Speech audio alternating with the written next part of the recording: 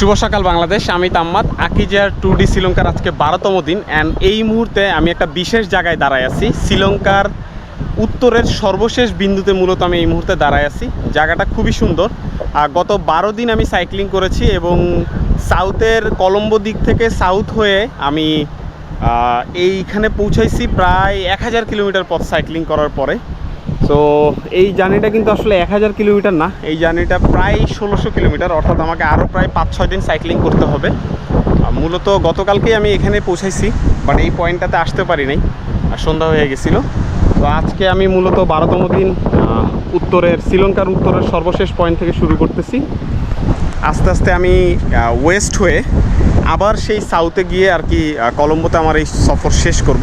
আশা করতেছি যতটা স্মুথ এই সফরটা গেছে, খুবই এনজয় করছি। স্কুবা ডাইভিং করছি, তারপরে সাফারি পার্ক জঙ্গল সাফারিতে গেছি, সাপের ফার্মে গেছি।